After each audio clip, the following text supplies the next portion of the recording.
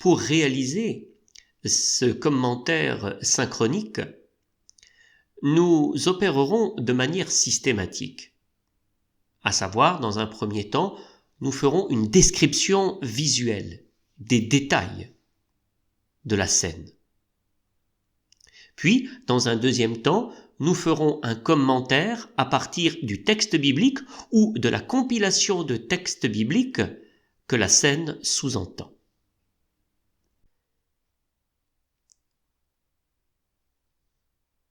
Deuxième cycle, synthèse historique de la royauté jusqu'à son apogée et sa chute.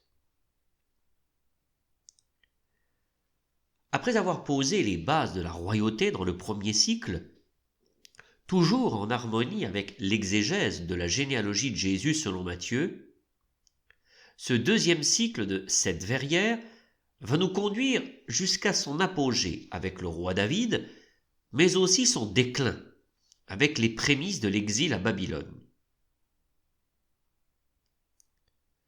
Pour ce deuxième cycle, nous verrons que les 7 épisodes bibliques reposent sur une trame narrative où il y a des parallèles avec le premier cycle et que nous tenterons de mettre en lumière.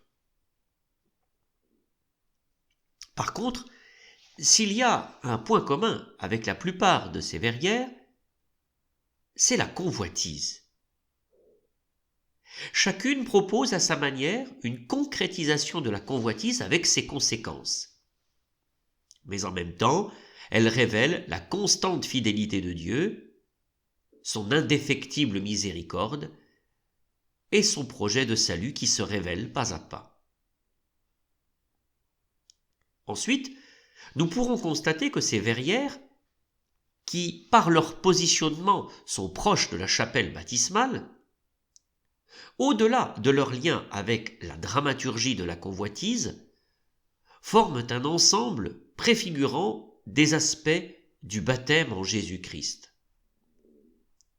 Un peu comme si cette compréhension de la généalogie de Jésus selon Matthieu, avec un choix de texte concernant la succession des personnages, nous amènerait à comprendre progressivement le baptême qu'il est venu révéler. Ce deuxième cycle de 7 verrières ne nous propose-t-il pas une compréhension baptismale de l'histoire du salut, reposant sur une interprétation christologique et figurative de l'Ancien Testament? À nous de le découvrir à présent.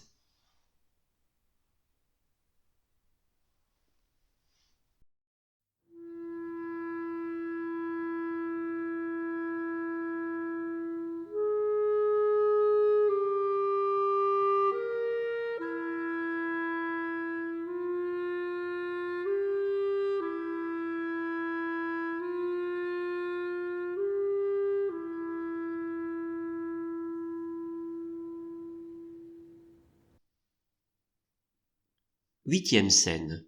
Que voyons-nous? Au premier plan, nous voyons une femme, de face, mais en train de pivoter pour regarder le personnage situé derrière elle.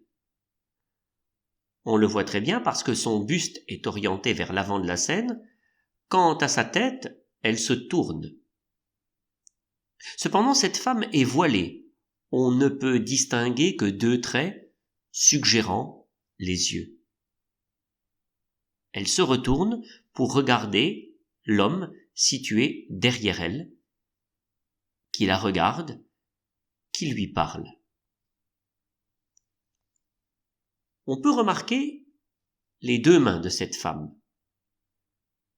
Une main est fermée, l'autre main est ouverte et elle porte comme un anneau d'or qui ressemble à un sceau. Quant à la main fermée, si l'on observe de plus près, on peut distinguer qu'elle contient un cordon bleu qui semble descendre le long de sa robe.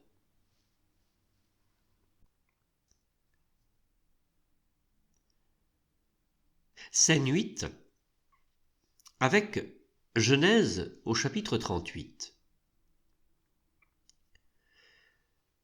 Judas est le fils de Jacob, à qui ce dernier annonça, avant de mourir, qu'il deviendrait roi de la promesse. Cependant, celui-là même qui sera plus tard désigné comme futur roi par élection de Dieu, suggéra dans sa jeunesse de vendre son propre frère Joseph lorsque les autres voulaient par jalousie le tuer, car il convoitait les faveurs de Jacob à son égard. Convoitise et fratricide mettent en lumière un parallélisme avec l'intrigue du cycle précédent, surtout avec Jacob.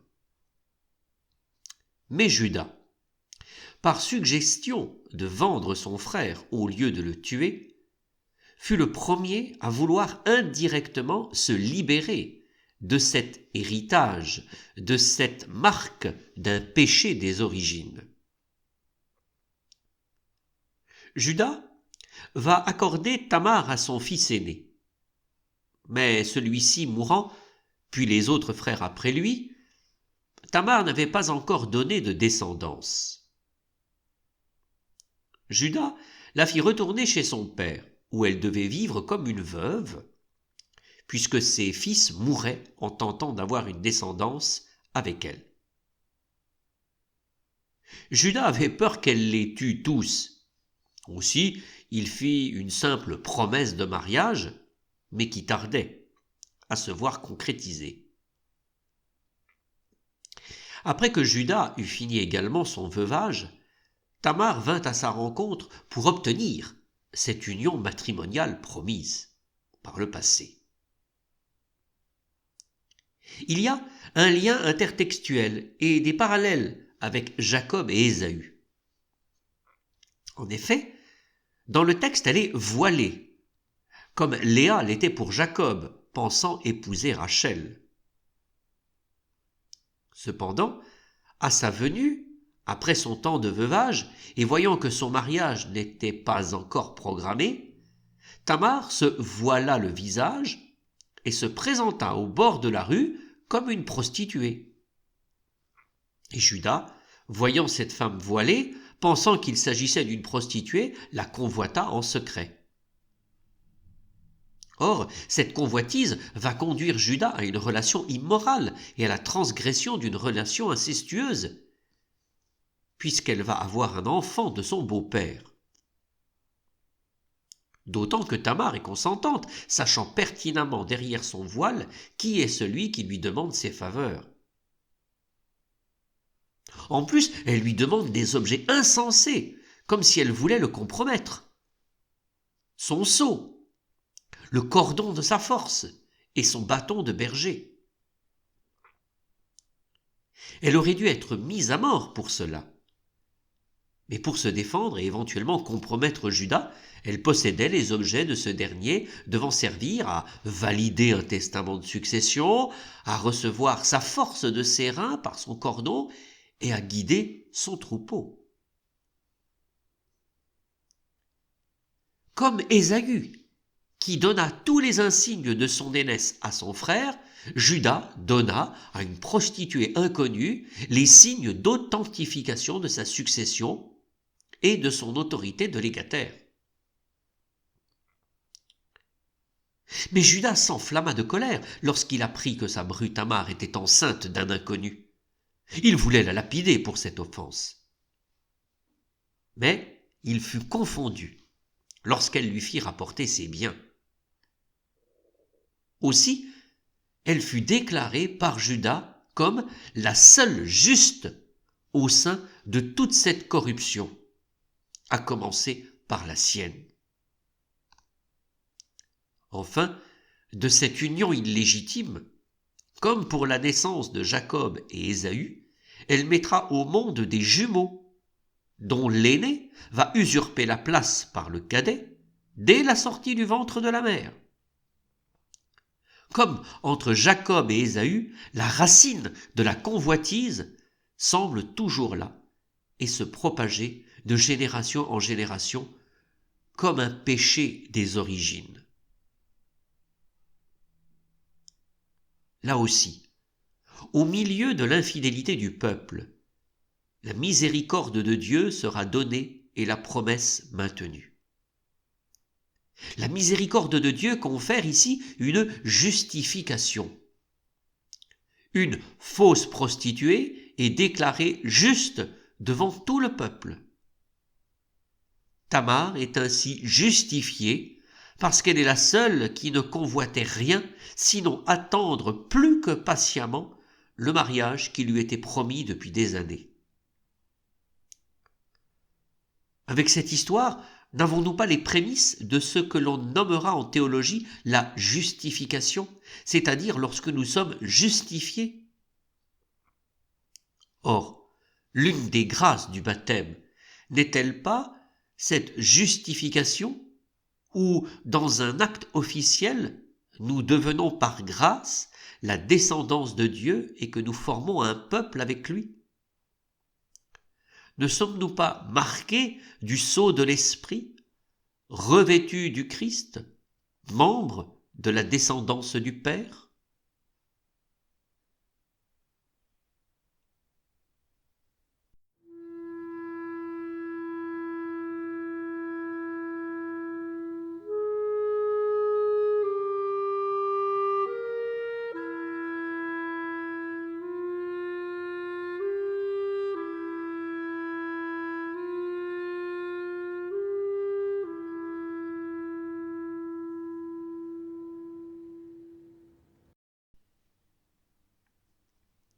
Neuvième scène.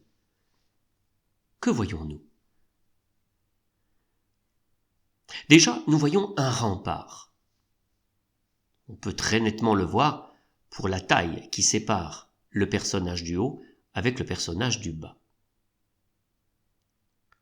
En haut de ce rempart semble être une femme qui tient dans sa main une corde rouge. Et cette corde rouge semble aider le personnage du bas soit à descendre, soit à monter.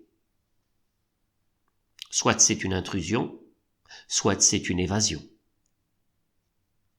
Par contre, nous pouvons remarquer qu'il y a comme un cordon, comme un fil bleu, qui semble également être apposé du haut des remparts et qui descend petit à petit. De loin, on aurait presque l'impression que ce cordon dessine un filet d'eau, une petite source, jaillissant d'un rocher.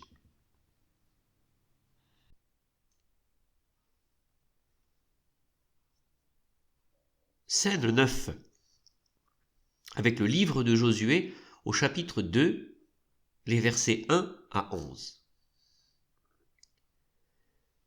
Nous sommes dans le contexte de l'entrée en terre promise, avec la pérégrination des 40 ans dans le désert.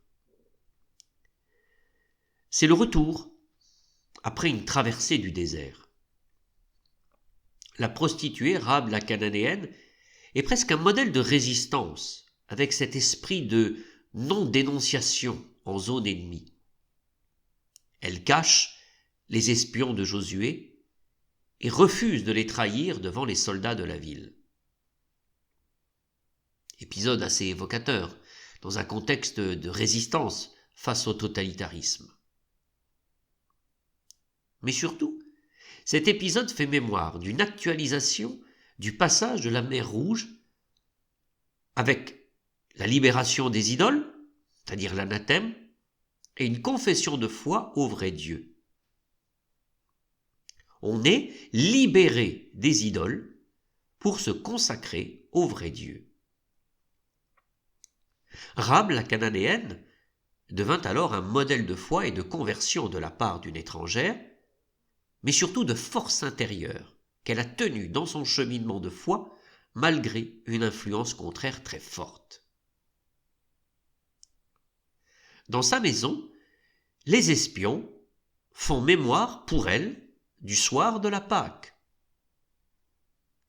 Grâce à eux, elle va vivre un authentique repas pascal, tel qu'il a été proposé lors de la nuit pascale de la libération de l'esclavage d'Égypte. À savoir, se rassembler, rester dans la maison et mettre comme signe de ralliement la corde pour s'échapper et l'a posée sur la fenêtre d'où elle a libéré les soldats. Ainsi, comme jadis lors de la nuit pascale, lors de l'invasion de la ville, on épargnera sa maison de la destruction ou de la mort. Cette participation à ce repas pascal domestique manifeste une authentique conversion de la part de Rahab. D'ailleurs, d'un point de vue figuratif, dans les verrières, sur les remparts de Jéricho, aux accents de rocher, le fil écarlate ressemble, à s'y méprendre, à de l'eau qui jaillit. Visuellement, on dirait une évocation lointaine de l'eau bleue jaillissant du rocher dans le désert. En tout cas, cette contextualisation du récit de la Pâque et de la libération d'Égypte fait de ce récit de la prise de Jéricho un événement fondateur, une authentique libération. Mais une libération des idoles. Indirectement, Rahab devient un exemple. Elle s'est libérée de Jacob et elle a confessé la foi au vrai Dieu, tout comme le fit jadis Rachel lorsqu'elle déroba les idoles de son père Laban. Puis, par sa Pâque domestique avec les espions de Josué, elle entre dans le mystère de l'alliance.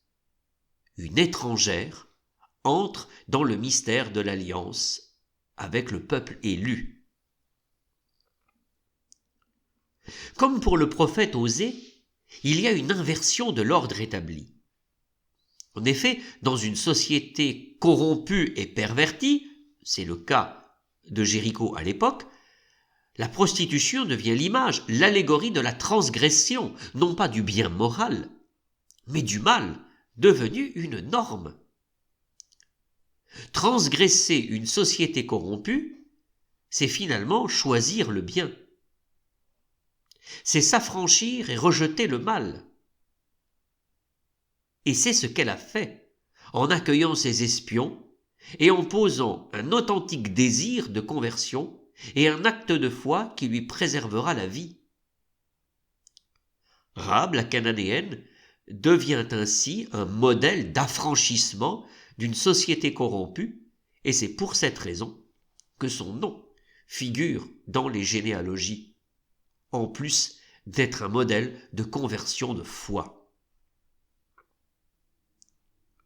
En tout cas, ce récit nous place complètement dans un parallélisme avec le récit fondateur de la Pâque et de la libération d'Égypte, et un parallélisme aussi avec l'épisode de Rachel dérobant les idoles de son père Laban, jusqu'à ce que Jacob les enterre sous le térébinthe à Béthel pour sceller une alliance. Ce récit ne nous montre-t-il pas la miséricorde de Dieu à travers l'image allégorique de la libération? Cependant, cette libération ne préfigure-t-elle pas la figure de Jésus-Christ en tant que libérateur? De même, ne serait-ce pas aussi une préfiguration, une image du baptême avec l'eau du rocher, une Pâque, une libération avec une confession de foi au vrai Dieu? Enfin, Rahab ne serait-elle pas l'allégorie qui préfigure dans l'Évangile la pécheresse pardonnée?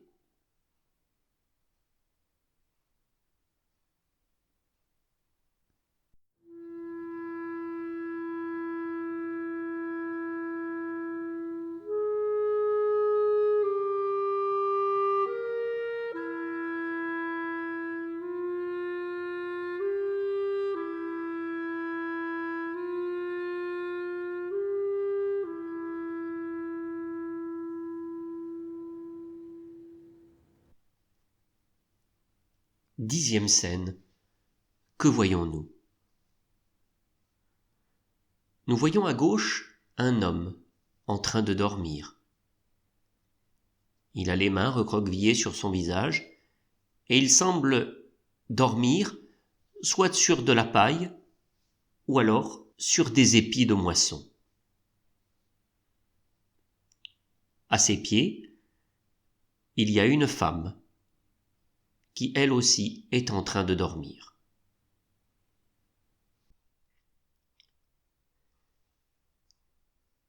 Scène 10, avec le livre de Ruth, plus précisément au 2e chapitre, les versets 2 à 13, et au 3e chapitre, les versets 7 à 10.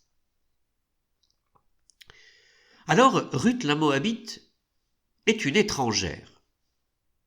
Elle est pauvre, c'est une ancienne païenne convertie qui, pour se nourrir, doit glaner dans les champs de qui le veut bien. Parce qu'elle est étrangère, la voilà rejetée et méprisée. On veut même porter atteinte à son honneur. Alors, elle est accueillie par Bose, qui petit à petit va lui exprimer son attachement. Il va la couvrir de présents, la défendre, la protéger, va l'honorer en la déclarant être une femme parfaite. Mais se pose la question juridique la concernant. Elle risque l'expulsion. C'est pourquoi, sur une suggestion, Ruth alla dormir aux pieds de Bose, en lui demandant une partie de son manteau, afin qu'il puisse la racheter selon la loi. Cette scène se passe lorsque Bose est en train de glaner. Aussi, il va tenir conseil familial et tout faire pour la racheter, afin qu'elle puisse sortir de sa condition d'étrangère et obtenir un statut de reconnaissance juridique. Par ce rachat de Bose, elle, Ruth, l'étrangère et la païenne, sera maintenant pleinement agrégée au peuple élu.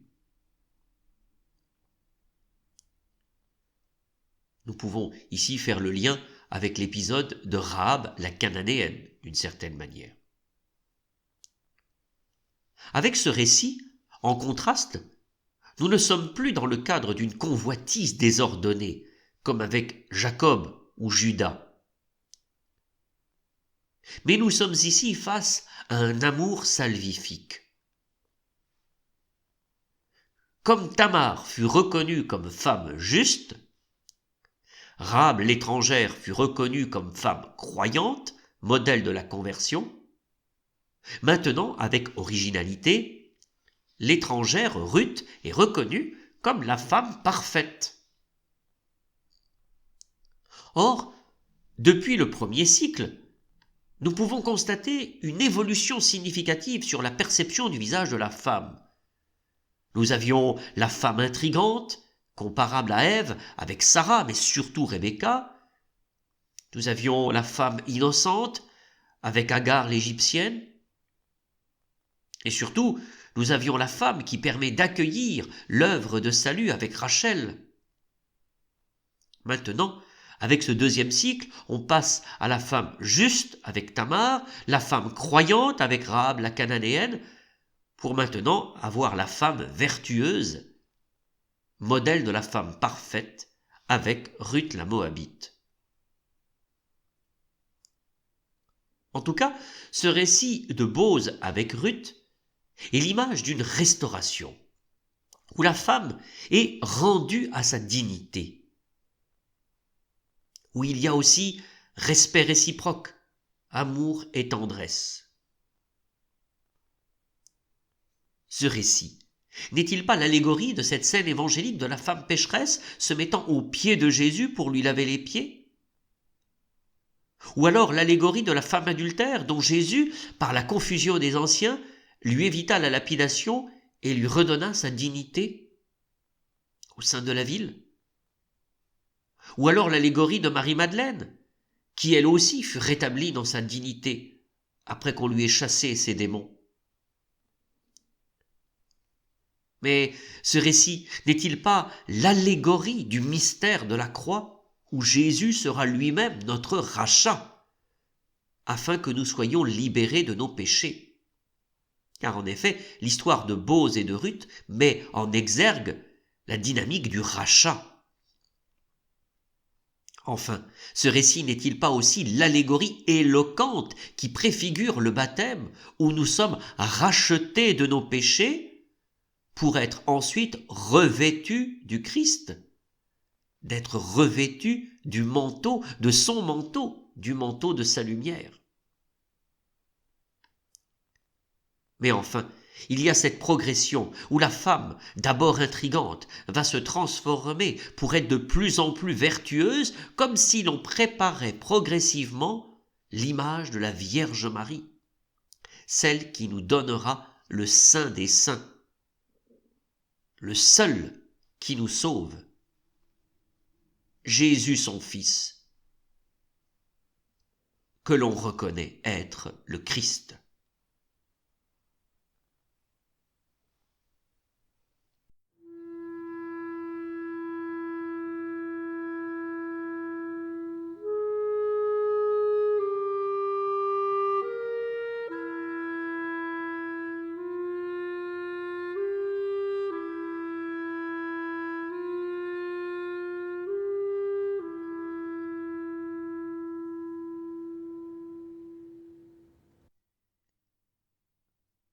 Onzième scène. Que voyons-nous? Au centre, nous voyons un roi, mais dans une position bien étrange. Son déhanchement indique qu'il est en train de danser, mais danser avec déraison. Il est sur ses doigts de pied, l'autre pied est complètement remonté, il met son buste en arrière, il lève les mains, de l'autre il semble presque jeter sa couronne. Bref, a-t-il encore la raison, ce roi? À droite, nous voyons une reine, en tout cas qui semble, d'après son regard, l'observer avec beaucoup d'interrogations. Et puis, en haut à gauche, nous voyons 3 sonneurs, 3 instrumentistes qui semblent accompagner la danse.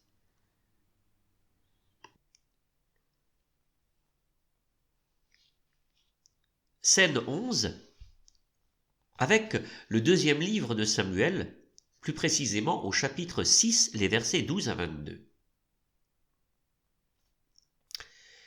Et pourtant, nous pouvons constater qu'au cœur de cette généalogie, il y a une fête. En effet, d'un point de vue architectural, l'ensemble des verrières semble graviter, tourner autour de ce carré central où se trouve la danse de David accompagnant le cortège de l'Arche de l'Alliance. Au cœur de ce drame, où se mêle l'ivraie de la convoitise et ses fâcheuses conséquences, mais avec le bon grain où germe un salut, l'espérance que Dieu a fait sa demeure au milieu de cette tragédie humaine est là, comme un centre de gravitation.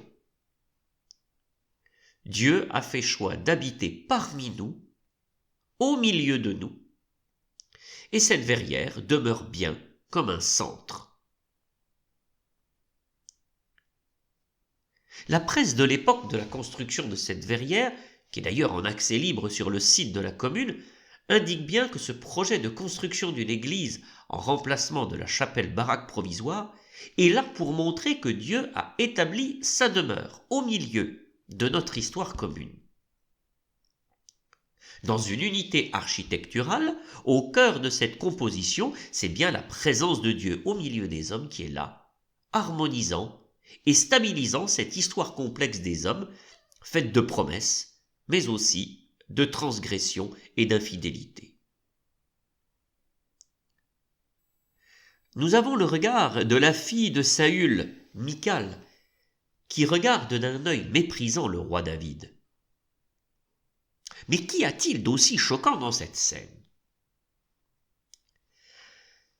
Cette scène est précise, car David danse au son de la trompette et du cor.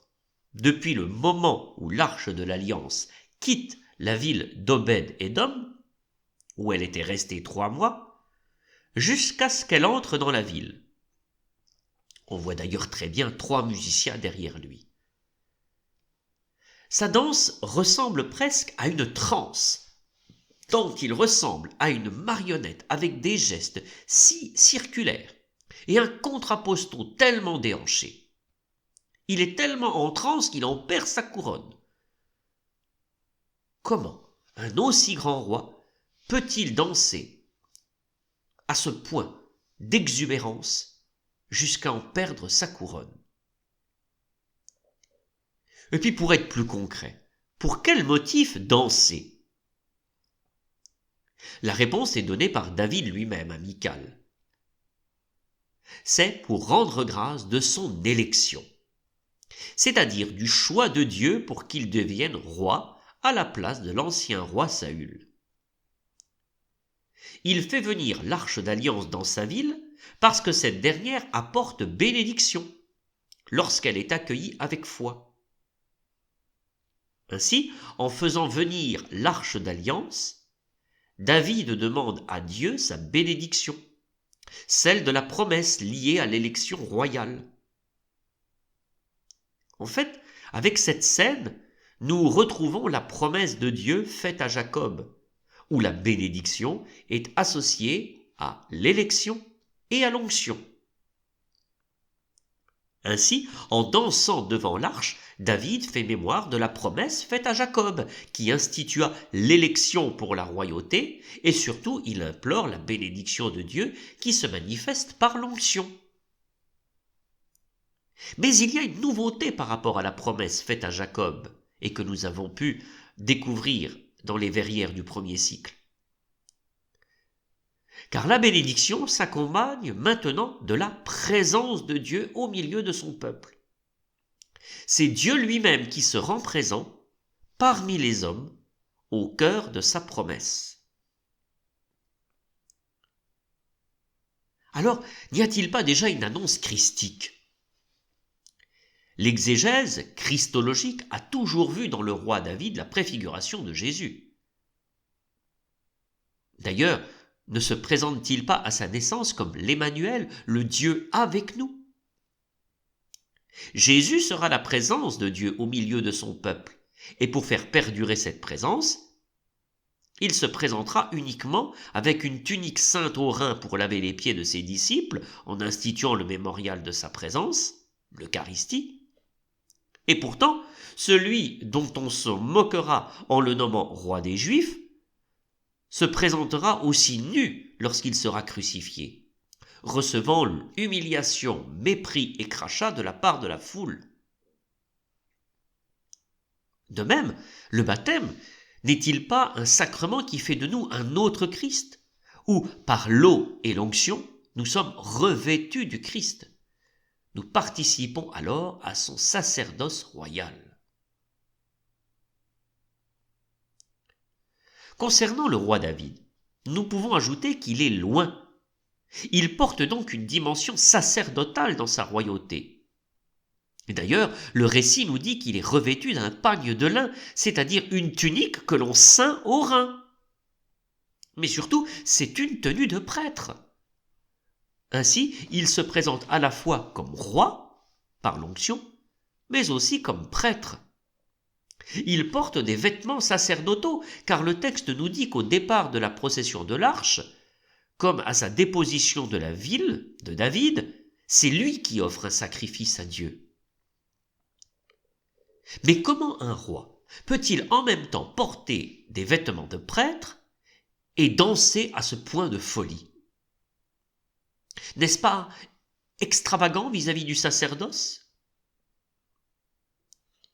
À la fin de la scène, Michal lui reproche cette extravagance, jugeant que ce n'est pas digne de son rang de se montrer ainsi devant les servantes. Elle trouve cela humiliant.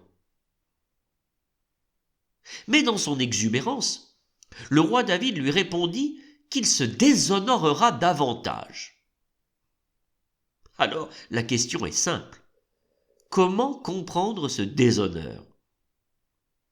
Est-ce à dire que dans cette transe, il dansera à nouveau, avec encore plus d'extravagance?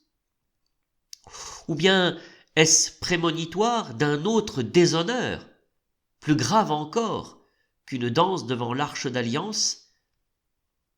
La verrière suivante nous le dira.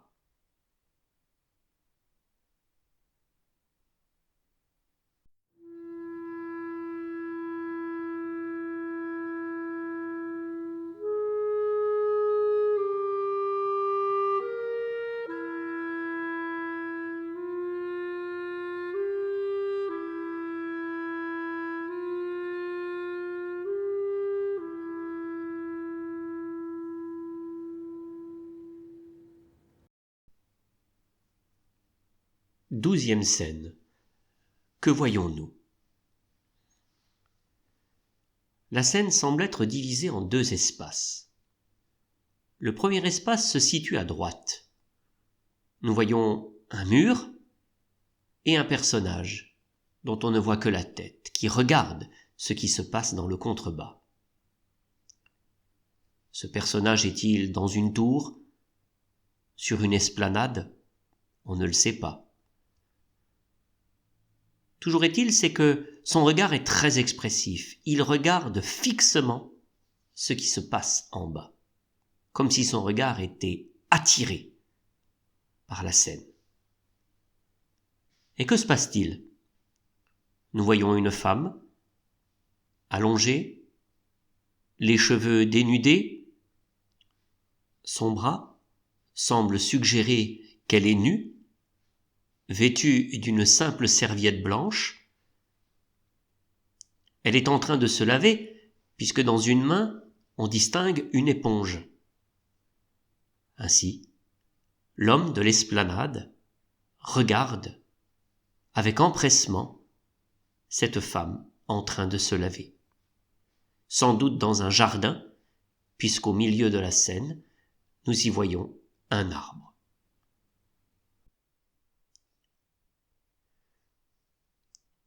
Scène 12, avec le deuxième livre de Samuel, plus précisément au chapitre 11. Nous arrivons à présent à la deuxième verrière concernant la figure du roi David. Ce dernier convoite Bethsabée depuis la terrasse de son palais. Bethsabée est mise en lumière par la piscine et le bain. Il y a de nouveau un parallélisme thématique avec ce qui a précédé, puisque cette scène montre explicitement les conséquences d'une convoitise désordonnée. En effet, cette convoitise de Bethsabée va d'abord conduire le roi David à l'adultère, et pour masquer cet adultère qui engendre un enfant, le roi David prémédite l'homicide volontaire du mari Uri le Hittite, qui n'est autre qu'un de ces excellents soldats qui a toujours été fidèle à son roi.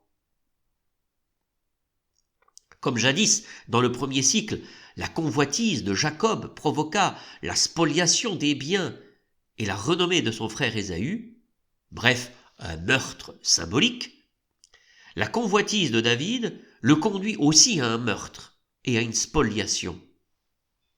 Bref, une honteuse trahison.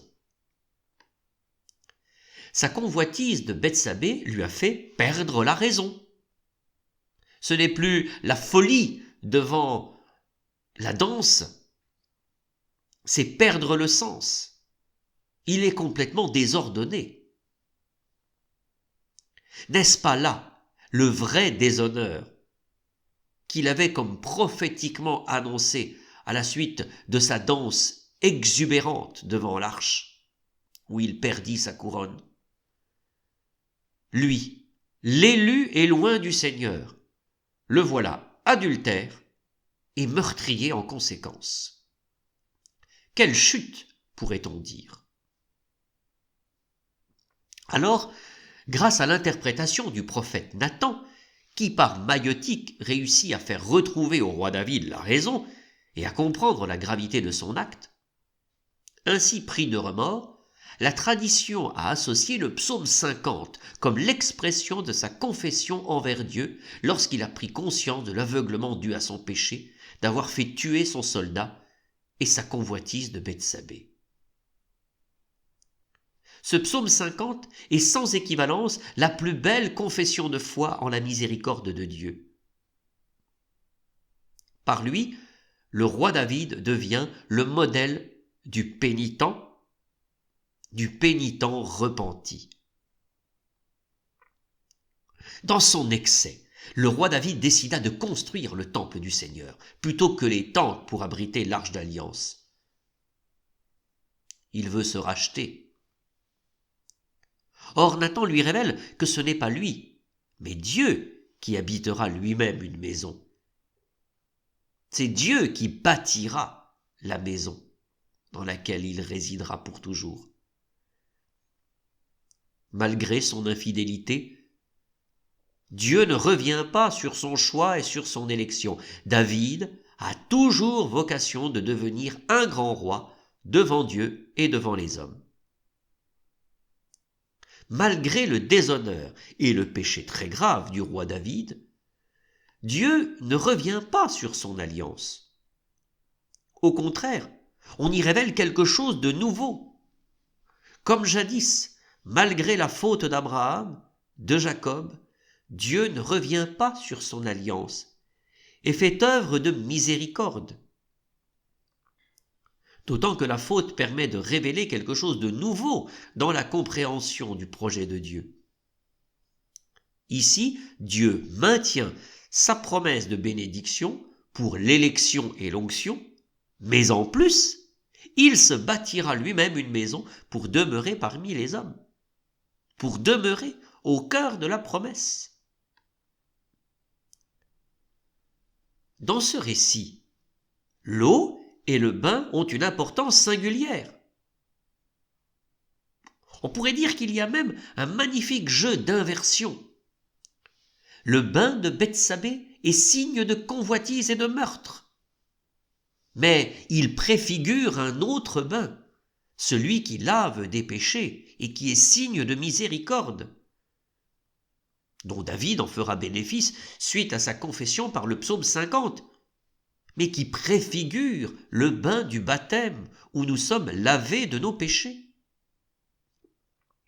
D'ailleurs, toujours en parallèle avec l'histoire de Jacob, n'est-ce pas Bethsabée qui lui donnera un autre fils que l'on nommera Salomon et qui sera lui aussi un grand roi? D'une relation adultérine qui avait tenté d'être auto-absoute par un meurtre, Dieu y a fait germer une descendance légitime à David et qui sera pour lui signe de la promesse de bénédiction faite à Abraham, puisqu'il a été choisi pour recevoir l'onction et devenir roi. D'autant que c'est Salomon qui construira le temple du Seigneur à Jérusalem pour y contenir l'arche d'alliance.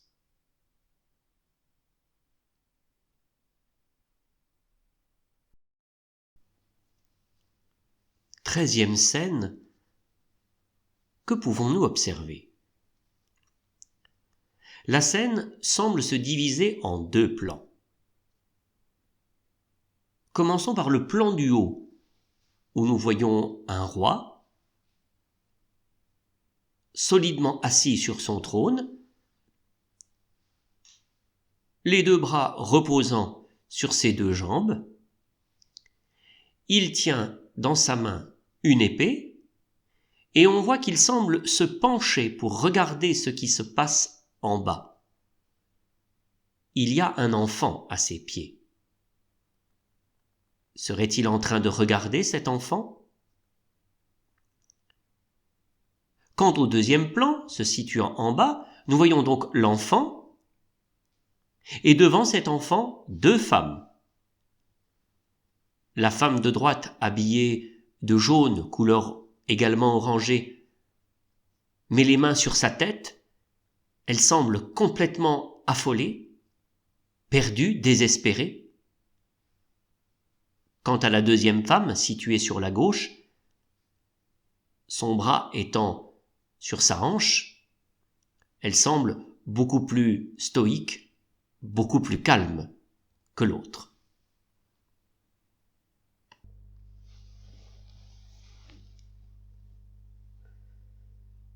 Scène 13, avec le premier livre des rois au chapitre 3, plus précisément les versets 16 à 27.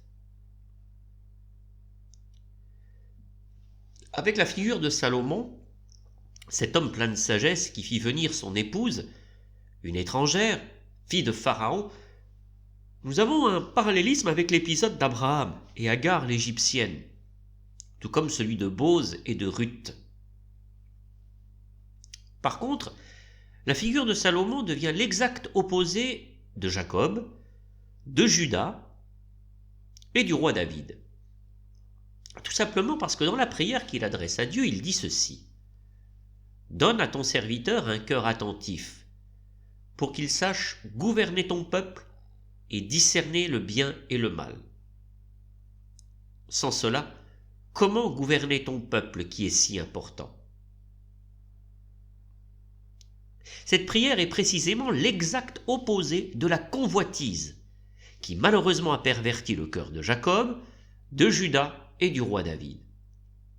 Convoitise qui s'est retournée contre eux.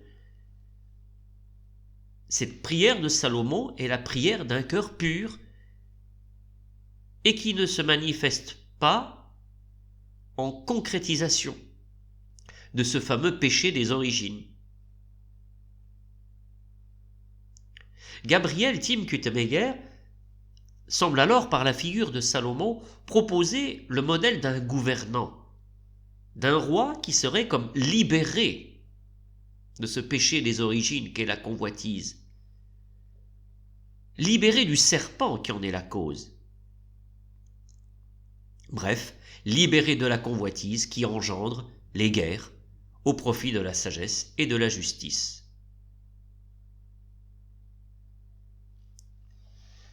Alors précisément, il doit rendre la justice. Deux prostituées se présentent à lui pour une question d'échange d'enfants. L'une, ayant tué le sien en dormant dessus, aurait usurpé l'enfant de l'autre. Rien qu'avec cette intrigue, nous avons un parallélisme avec tout ce qui a précédé. Déjà parce que deux prostituées étaient en scène. Une vraie, Rahab la cananéenne, et une fausse, Tamar. Et puis, l'usurpation de naissance n'est pas sans évoquer la première usurpation du livre de la Genèse avec Jacob et Ésaü, puis avec les jumeaux de Tamar, et qui constitue le nœud de la dramaturgie comme nous avons pu le constater. Nous entrons maintenant dans une sorte de combat contre la convoitise, puisque celle qui a poussé Jacob à spolier et usurper les biens légitimes de son frère, tout comme a poussé le roi David à tuer son fidèle soldat pour le spolier d'un bien si précieux, sa propre femme. Or, une des prostituées a bien convoité l'enfant de l'autre pour masquer la mort accidentelle du sien à cause de sa négligence. Comme jadis le roi David, cette prostituée convoite la vie d'un innocent pour masquer son crime. Il est extraordinaire de se rendre compte que l'exemple de gouvernement par la pratique de la justice, situé tout de suite après sa prière pour obtenir la grâce de bien gouverner, est en faveur de prostituées. Le roi fait justice même à ceux qui sont au banc de la société, et en plus qui ne sont pas gages de moralité. La justice est un bien universel qui ne dépend ni de la caste, ni d'un parti. Le roi Salomon, pour rendre la justice, va prendre son épée pour partager l'enfant qui reste en deux, et ainsi discerner la vérité et les intentions du cœur à partir des réactions de ces deux prostituées. L'une, pour préserver la vie, sauve de son enfant, consent à le donner à celle qui l'a convoité. L'autre, au contraire, sans état d'âme, accepte qu'il soit coupé pour qu'en fait il ne soit à personne.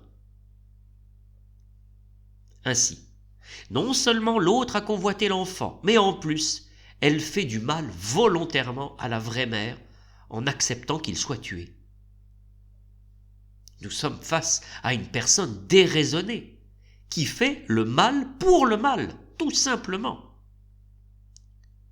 La convoitise est ici le revêtement d'une laideur intérieure, le masque d'un cœur de pierre. Et cela correspond, en parallélisme, à la même déraison constatée pour Jacob, Judas, le roi David, ceux qui étaient devenus incapables de discerner. Mais comme le souligne le texte, ce sont les entrailles de mère qui ont parlé. Elle l'a mis au monde, et elle consent alors, pour préserver la vie de cet innocent, de le mettre dans les bras d'une autre, fût-elle fautive du mal engendré. Ces entrailles de mère font tout pour préserver la vie de l'innocent. Par ce consentement douloureux, elle perpétue éloquemment le don de la vie. Le roi Salomon, par le stratagème de son épée, a pu permettre à chacun de se démasquer, de se révéler. Il a pu démasquer l'horreur de la convoitise qui dénonce ici le martyre d'un innocent. La situation de cette mère qui parle avec ses entrailles fait penser à Agar l'Égyptienne lorsqu'elle a dû abandonner Ismaël dans un buisson avant que Dieu entende son cri, sa plainte. Mais aussi à Abraham lorsqu'il dut aller sacrifier Isaac. Dans l'un et l'autre cas, Dieu a tout fait pour préserver et protéger la vie de l'innocent. Par sa sagesse de gouvernement, le roi Salomon préserva et protégea aussi la vie de l'innocent. Par conséquent, le martyre des innocents est bien un acte ici condamné comme étant contraire aux entrailles de Dieu. Lutter contre la racine de la convoitise, c'est finalement préserver et protéger la vie des innocents. Et peut-être que là où il y a martyre de tant d'innocents, se cache sans doute la racine de la convoitise. À travers cette mère qui parle avec ses entrailles, comment ne pas y voir l'image même de la miséricorde de Dieu, puisque littéralement le mot miséricorde signifie amour des entrailles, sans doute l'amour le plus fort qui soit. Ensuite, à travers l'image de Salomon qui sépare le bien du mal, qui permet de faire œuvre de discernement pour mettre à jour les secrets les plus intimes des intentions du cœur, comment ne pas y voir ici préfigurer le discernement de Jésus-Christ dans les évangiles, surtout lorsqu'il sait discerner les intentions mauvaises des pharisiens. Et puis n'est-ce pas l'évangile selon Matthieu qui est le seul à proposer les paraboles du jugement dernier où il y aura une séparation entre les brebis et les boucs? De même, n'est-ce pas l'évangile selon Matthieu qui sera le seul à parler du martyre des saints innocents? La figure de Salomon, certes moins populaire que le roi David, n'en est pas moins une figure qui inspirera la rédaction de l'évangile selon Matthieu. La figure de Salomon préfigure celle de Jésus. Or, cette dynamique de séparation entre le bien et le mal n'est-elle pas la dynamique propre des engagements du baptême? Où avant de professer la foi de l'Église et de recevoir le sacrement du baptême, on demande explicitement à renoncer au mal, à rejeter le mal. Salomon devient ici comme un modèle permettant ce discernement éclairé et cette séparation permanente d'avec le mal qui constitue le propre de la vie chrétienne.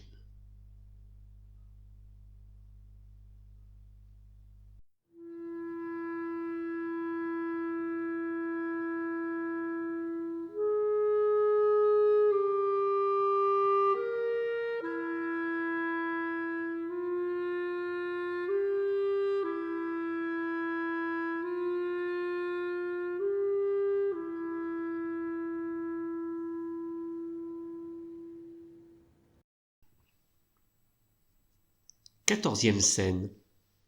Que pouvons-nous observer? Il y a plusieurs plans, mais celui bien évidemment qui nous saute aux yeux, c'est le personnage principal. Il est devant nous, avec éclat. De ses deux bras, il déchire son vêtement et laisse apparaître son sein. Par contre, le visage, que ce soit la bouche ou les yeux, exprime une colère extraordinaire. Contre qui est-il en colère? Contre quoi est-il en colère? Il semble baisser son regard. Et qu'y a-t-il à ses pieds? Nous voyons comme le coin d'une table sur lequel semble reposer un cadavre. En tout cas, il y a un mort sur cette scène. Est-ce un enfant? Est-ce un adulte? C'est difficile de distinguer. En tout cas, sur cette table mortuaire où il y a le cadavre, nous voyons, dans l'arrière-scène, une foule qui semble se recueillir, prier devant cette dépouille mortelle. Un seul personnage semble se distinguer de la foule, nous le voyons en bas à droite, puisqu'il lève les bras au ciel. Alors que toute la foule semble statique, seul ce personnage tend les mains vers le ciel.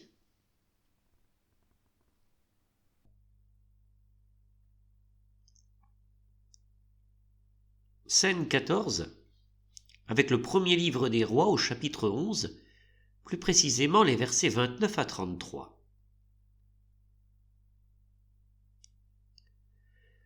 Pour donner suite à l'épisode très élogieux précédemment raconté, qui condense bien des éléments parallèles venant à présenter le roi Salomon comme un juste, un cœur qui sait discerner le bien et le mal, il n'empêche que la présence du prophète Ahaz de Silo, en train de déchirer son manteau, va en montrer sa faiblesse, et par là même annoncer le déclin et la décadence de la royauté. Ce roi plein de sagesse est aussi un roi de faiblesse. Parce qu'il a plein de femmes, il aima les femmes étrangères, mais ces dernières le détournèrent vers les idoles de leur pays, que d'ailleurs il en permit l'importation en terre sainte. Voilà que l'élu, loin du Seigneur, fait venir des idoles sur la terre de la promesse. Comme son père David, quelle forme de déshonneur, non? Or, le prophète Ahaz de Silo annonce à Jéroboam, intendant, homme de grande valeur et fidèle envers Salomon, un peu comme le fut Uri le Hittite, mari de Bethsabée envers le roi David, un bon et fidèle serviteur, que Dieu va ôter une partie du royaume à Salomon, puisque ce dernier non seulement se détourne de Dieu vers les idoles, mais en plus fait construire des temples pour ces idoles. Avec la présence de ce prophète, nous assistons à une sorte d'invasion du culte idolatrique au sein de la Terre Sainte. Elle devient de plus en plus souillée. Et le nouveau roi, élu par Dieu, devra prendre avec fermeté cette question. Ainsi, en déchirant son manteau, le prophète Ahaz de Silo annonce que le royaume va se diviser. 10 tribus de Jacob formeront le royaume du Nord, avec Jéroboam à la tête de ce royaume comme roi. Ce dernier a toutes les qualités requises pour être un bon roi. 2 tribus de Jacob seulement formeront le royaume de Juda, gouverné par le fils de Salomon, ne formant qu'un tout petit reste autour de Jérusalem et de Bethléem. Le fils de Salomon s'appelle Roboam. Quel nouveau drame! Quelle nouvelle tragédie! Alors que jadis, Jacob, grâce au vol de Rachel, avait enterré toutes les idoles à Bethel pour renouveler une alliance avec Dieu, pure et sans compromission, voilà que le grand roi Salomon devient un idolâtre. Cela montre finalement par contraste qu'un très grand roi peut lui aussi être fragile et succomber à la tentation en se détournant de son Dieu et favoriser le culte des idoles. S'il triompha de la compromission et de la convoitise, il succomba au culte des idoles. Avec cette verrière, nous avons l'opposé de celle avec Rachel qui détrône les idoles. De nouveau, nous assistons à une transgression de l'alliance, celle de la promesse. Mais où cela va-t-il mener? Dieu sera-t-il fidèle? Montrera-t-il sa miséricorde? Cette fragilité humaine manifeste le lien d'un autre combat. Et surtout, il va s'opérer une nouvelle intrigue, non plus liée à la convoitise, mais bien aux idoles. Lorsque l'on scrute le texte, on se rend compte qu'au moment où Ahaz de Silo fait cette prophétie à Jéroboam, il n'est pas du tout en colère. Certes, il déchire son vêtement, mais pour prophétiser la future division du royaume. Or, sur la verrière, on voit nettement qu'il est très en colère. Et puis en bas, nous voyons ce cadavre. Est-ce un enfant? Un adulte? Nous avons cette foule qui semble prier face à ce cadavre, avec une personne au fond qui lève les mains. Est-ce la présence d'un autre prophète? Que d'éléments qui ne sont pas mentionnés dans la prophétie. Alors d'où viennent-ils? La réponse est simple. Le prophète Ahaz de Silo intervient seulement 2 fois dans l'Écriture. Une fois avant la division du royaume, avec l'annonce faite à Jéroboam, une dernière fois après la division du royaume, mais pour annoncer la fin du règne de Jéroboam, dont la destruction ressemble à une invasion. C'est à ce moment qu'il est très en colère, surtout parce que la femme de Jéroboam vint le trouver pour qu'il guérisse son fils. Non seulement Ahaz de Silo annonce la mort prochaine du fils de Jéroboam, peut-être est-ce le cadavre que l'on voit à droite, mais il critique de manière très véhémente sa gouvernance. Mais surtout, cette prophétie annonce la mort de Jéroboam, la fin de son règne et du culte idolâtrique qu'il instaura. Mais surtout, il annonce la prochaine annexion du royaume du Nord, sa destruction et la déportation à Babylone en conséquence de la transgression de Jéroboam qui fabriqua les idoles. En effet, le prophète Ahaz de Silo critique ouvertement Jéroboam. Parce que celui qui a été choisi par Dieu, qui avait toutes les aptitudes pour devenir un grand roi, et qui devait faire disparaître le culte des idoles de plus en plus toléré par Salomon à la fin de sa vie, n'a strictement rien fait de ce pourquoi Dieu l'avait choisi. Au contraire, il fit même pire que Salomon. Au fond, Jéroboam n'est-il pas présenté comme une sorte de roi usurpateur? Déjà parce qu'il supprima dans tout le royaume du Nord l'ancien culte d'Israël pour instaurer un nouveau culte idolâtrique, mais qui est en plus un travestissement de l'ancien. Par exemple, il va transformer l'antique et vénérable serpent d'airain de Moïse en une idole servant un autre Dieu. Il va en plus créer tout un faux clergé en se coupant totalement de l'élection de Dieu pour discerner les candidats idoines, allant jusqu'à ordonner n'importe qui. Non seulement Jéroboam conduisit le royaume du Nord à l'apostasie, mais en plus il était un gouvernant très dur. Bref, il n'a absolument pas accompli ce pourquoi il avait été choisi par Dieu et qu'Ahaz de Silo lui avait révélé par sa prophétie.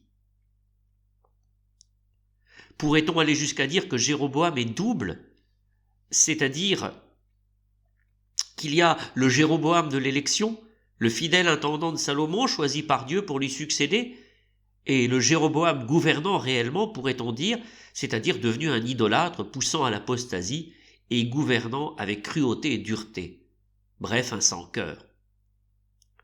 Que s'est-il passé depuis la division du royaume pour qu'il y ait ce changement radical, cette division de la personnalité de Jéroboam? En fait, Jéroboam a totalement transgressé la promesse d'alliance, comme s'il souhaitait la détruire. Jamais aucun roi n'avait été jusque-là. d'où la fureur d'Aias de Silos. Car voilà qu'un élu de Dieu se coupe radicalement de la grâce, entraînant dans la chute de l'apostasie son peuple avec lui, et politiquement, il devient comme le fils de Salomon qu'il a détrôné, dur et très autoritaire. Bref, voilà un homme qui a trahi non seulement la promesse de Dieu, mais son peuple avec lui. Il n'est pas du tout ce que l'on attendait de lui. Aurait-il manipulé son monde ?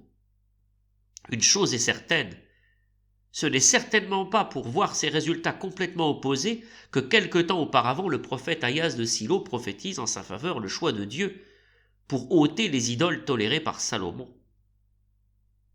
La terrible colère du prophète est compréhensible. D'ailleurs, à s'y méprendre, elle ressemble aux représentations de la colère de Moïse, qui, descendant de la montagne sainte avec les tables de la loi, découvre la corruption de son peuple face au veau d'or.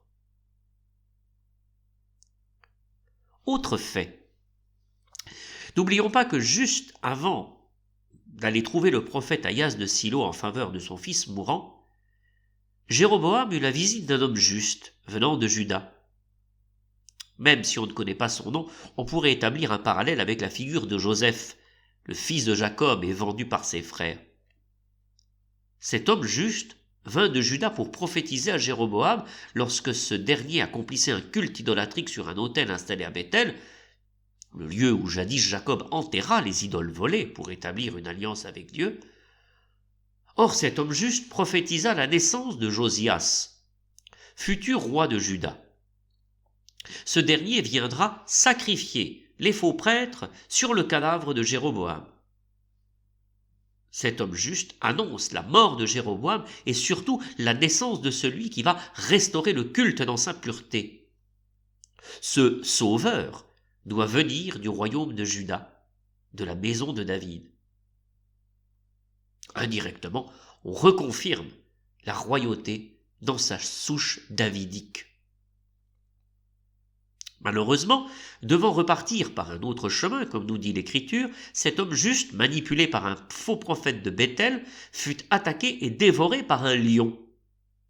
Ce dernier se coucha à côté de lui, gisant sur le sol dans son sang. Est-ce le cadavre de la verrière ? Pris de remords, le faux prophète du royaume du Nord vint prendre le corps pour le déposer dans un tombeau et lui donner une sépulture digne de lui, parce qu'il était juste devant Dieu et qu'il était bien son envoyé. Est-ce le personnage de la verrière qui lève les bras au ciel comme font généralement les prophètes ? Bref, cet homme juste, comme jadis Joseph le fils de Jacob, était bien un innocent qui ne méritait pas une telle fin. Ce passage de l'Écriture avec l'homme juste, sous-entendu à travers quelques détails suggérés de cette verrière, aura une importance capitale pour la suite. Non seulement des autres verrières, mais aussi comme préfiguration de Jésus-Christ. À la fois l'héritier de Juda, par l'image du lion, mais en même temps comme l'agneau immolé qui enlève le péché du monde. Nous aurons l'occasion d'approfondir cela ultérieurement. Enfin, si nous prenons en considération la prophétie de l'homme juste et celle du prophète Aias de Silos, nous avons les prémices de la période historique de l'invasion et de la déportation à Babylone, mais aussi de ce qui deviendra dans la bouche d'Isaïe les célèbres prophéties de l'Emmanuel, c'est-à-dire l'espérance du petit reste qui reviendra de la déportation. Ces mêmes prophéties de l'Emmanuel donneront sens à la naissance de Jésus dans les évangiles. Cette verrière compile les deux interventions d'Aias de Silos pour que nous puissions avoir une vue d'ensemble. Mais à travers ça, c'est un autre problème qui vient au jour. Même s'il n'est pas représenté, toute l'attention se porte indirectement sur Jéroboam, ce roi finalement responsable de la division du royaume et sa ruine spirituelle. S'il faut reconnaître que l'ensemble de ce récit lié à l'histoire du prophète Aias de Silos ne porte pas encore de dénouement, ni l'expression de la miséricorde de Dieu. Cependant, si nous prenons un peu de recul avec l'ensemble de la progression, rappelons que dans la première série, le drame mis en place comporte 2 volets, puisqu'il y a l'expression du péché des origines, à travers la convoitise, développée jusqu'à présent à travers d'autres exemples concrets, et le serpent tentateur, à travers l'idolâtrie, se prendre pour Dieu. Or, à partir de cette verrière, Gabriel Tim Kutemeyer, par le choix des textes bibliques, va aborder la thématique des idoles. Cette verrière constitue donc une charnière qui, après l'apogée de David et de Salomon, conduit très vite, comme une tombée de rideau brutale, à la chute, à un nouveau drame, non plus lié à la convoitise, mais cette fois-ci aux idoles.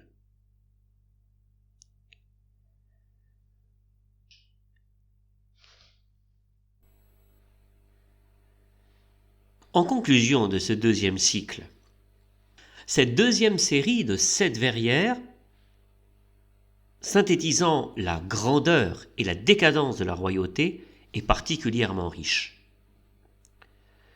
Au-delà de tous les parallélismes textuels avec les récits de la première série, nous avons pu y découvrir d'autres exemples de concrétisation de ce poison originel qu'est la convoitise, avec Judas, le roi David, les 2 prostituées devant Salomon, créant ainsi une unité dramatique avec le premier cycle. Mais en même temps, nous avons pu y découvrir bien des aspects de l'œuvre de salut proposée par Dieu face à ce poison originel. La justification, avec Judas et Tamar. Le rachat, avec Bose et Ruth. La libération pascale, avec Rahab, la cananéenne et les espions de Josué. Être lavé de ses péchés, avec David et Bethsabée. Discerner et séparer le bien du mal pour pratiquer la justice, avec le roi Salomon.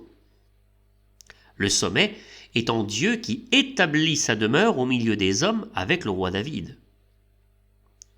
L'ensemble des aspects de cette œuvre de salut, exposant des harmoniques de la miséricorde de Dieu, préfigure l'œuvre qui sera accomplie par Jésus-Christ et trouveront en lui un accomplissement total. Mais surtout, ils trouveront dans les signes du baptême une pertinente actualité. Avec cette série, l'interprétation de l'Écriture permet de comprendre le processus de révélation du projet de Dieu, permettant de saisir comment tout s'accomplira en Jésus-Christ et comment tout se perpétuera à travers les signes du baptême. Révélation, Écriture, signes sacramentels trouvent une extraordinaire unité structurelle. C'est peut-être la fin d'un cycle, mais l'histoire n'est pas finie. Je voudrais prendre appui sur cette dernière verrière, car par sa composition, elle amorce radicalement une asymétrie, une double rupture d'harmonie avec l'ensemble. Déjà, une rupture d'avec les personnages de la généalogie. Parce que l'épisode biblique, complexe, ainsi représenté de manière directe autant que suggéré par quelques détails, n'appartient pas à la généalogie de Jésus selon Matthieu. Aucun personnage mentionné dans cette verrière, ou suggéré indirectement, n'appartient à la lignée des ancêtres de Jésus. Mais ils sont contemporains d'un membre de cette lignée, à savoir le fils de Salomon régnant sur le royaume de Juda avec les 2 seules tribus de Jacob, et ce fils se nomme Roboam. Or, ce dernier est totalement absent de la scène. Alors que jusqu'à présent, tous les personnages principaux représentés dans les verrières appartiennent à la généalogie de Jésus selon Matthieu. Alors pourquoi cette rupture ? Pourquoi cette scène finalement étrangère à l'histoire concrète et directe des membres de la généalogie de Jésus selon Matthieu. Autre rupture, stylistique celle-là, parce qu'il y a un phénomène nouveau dans la représentation. Le personnage principal n'est pas représenté, il est suggéré par les détails. Cette verrière, bien que montrant le prophète Ahias de Silos, met indirectement en évidence le personnage du roi Jéroboam. C'est lui le vrai centre. Les détails suggestifs qui renvoient à l'écriture nous désignent ce personnage invisible. Alors pourquoi, à partir de ce moment, le personnage principal sera invisible et uniquement suggéré par des détails de l'écriture ? Pourquoi rendre invisible le personnage principal ? Parce qu'il ne fait pas partie explicitement de la généalogie de Jésus selon Matthieu ? Rupture également parce qu'il y a un nouveau drame qui est en train de se jouer, lié cette fois-ci à la question des idoles. N'est-il pas alors indirectement lié au culte idolâtrique de la personnalité d'Hitler que l'on a représenté dans la verrière avec Rachel ? En effet, comment ne pas voir en ce Jéroboam invisible l'image d'Hitler lors de son arrivée au pouvoir en 1934 ? Élu par le peuple, mais qui prépara méthodiquement totalement autre chose, conduisant son pays au fanatisme, en particulier athée, et au régime dictatorial. N'a-t-il pas été considéré progressivement comme un usurpateur, un diviseur, dont la racine hébraïque signifie diable, justifiant peut-être ses représentations dans les verrières en Allemagne, même pendant la Seconde Guerre mondiale. Son culte de la personnalité a tellement aveuglé son pays que ce dernier avait du mal à croire la vérité des atrocités perpétrées et organisées, que ce soit contre les Juifs ou toute forme de discrimination raciale ou autre. Comment ne pas voir, dans l'annonce de l'invasion et l'exil à Babylone, la propre invasion par l'Allemagne entraînant elle aussi une expulsion, un exil ? Totalement dans la perspective de son père, pour Gabriel Tim Kutemeyer, c'est bien le culte de la personnalité envers Hitler, véritable idole, qui par fanatisme engendra ce mal et ces misères.